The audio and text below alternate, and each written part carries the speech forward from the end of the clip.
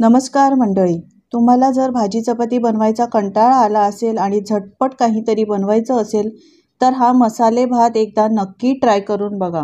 याला तुम्ही मसाले भात म्हणू शकता किंवा पुलाव बनवू शकता। अगदी 10 मिनिटात तयार होतो। खायला देखील खूपच चविष्ट लागतो। चला तर रेसिपीला सुरुवात करूयात। तर मसाले भात बनवण्यासाठी आपण आधी एक वाटण बनवणार आहोत।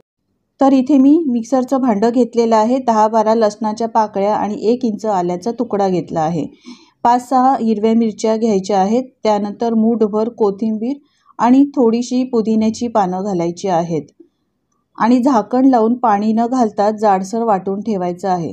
हा ठेचा तुम्ही बनवून फ्रीजमध्ये ठेवू शकता आणि आयत्या वेळेला याचा वापर करू शकता। तर हे पहा, जाडसरच मी हा ठेचा बनवून घेतलेला आहे। आता इथे मी 1 वाटी तांदूळ घेतलेले आहेत। हे बासमती तुकडा आहे। तुम्ही घरगुती कोणतेही तांदळाचा वापर करू शकता। एका बाउलमध्ये किंवा एका भांड्यामध्ये काढून घ्यायचे आहेत आणि 3 ते 4 वेळा पाण्याने स्वच्छ धुवून घ्यायचे। तर तांदूळ मी स्वच्छ धुवून घेतलेले आहेत। थोडंसं यामध्ये पाणी ठेवले। हे तांदूळ आपल्याला जास्त वेळ भिजवायची गरज नाही। इथे मी कुकर गॅसवर ठेवलेला आहे, गरम केलेला आहे। 2 चमचे तेल घालायचं आहे। यानंतर 1 मोठा चमचा तूप घालायचं।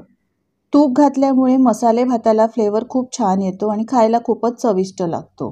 1 चमचा जिरं घालायचं। जिरं चांगलं फुलून आलं, सुगंध चांगला यायला लागला की यामध्ये 1 तमालपत्र आणि थोडे खडे मसाले घालायचे। खडे मसाल्याचा वापर मी इथे जास्त केलेला नाही।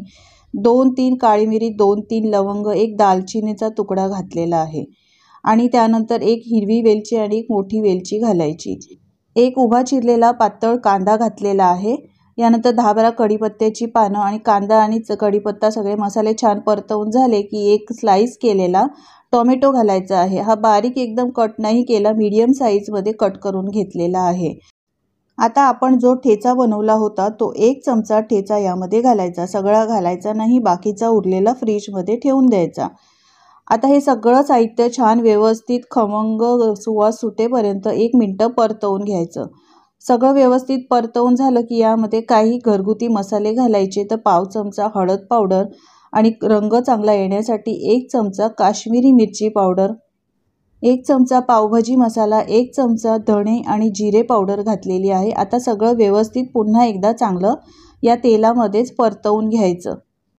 गॅस इथे मी स्लोच ठेवलेला आहे। यानंतर आपल्या आवडीच्या भाज्या यामध्ये घालायच्या। तर 1 वाटी मी मटार, 1 गाजर रफली चॉप करून टाकलेले आहे, म्हणजे तुकडे करून घातलेले आहे। 1 मोठा बटाटा अशा पद्धतीने तुकडे करून घातलेला आहे।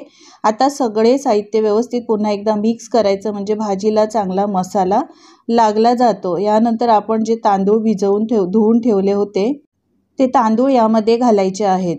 चवीप्रमाणे मीठ घालायचं आहे आणि सगळं व्यवस्थित पुन्हा एकदा मिक्स करून घ्यायचं। पाणी आधीच घालायचं नाही, मसाले याला चांगले कोट होतात आणि त्यानंतरच पाणी आपण घालायचं आहे। तर पाण्याचा वापर इथे गरमच करायचा, साध्या पाण्याचा वापर करू नका। सगळं व्यवस्थित मी मिक्स करून घेतलेलं आहे। इथे मी 1 वाटी तांदळासाठी 2 वाट्या पाण्याचा वापर केलेला आहे। 2 वाटी गरम पाणी घालायचं आणि पुन्हा एकदा व्यवस्थित सगळं मिक्स करून घ्यायचं आणि याला एक छान खदखदून कड काढून घ्यायचा। गॅस आता मी फास्ट केलेला आहे आणि याला मस्त आता कड आलेला आहे।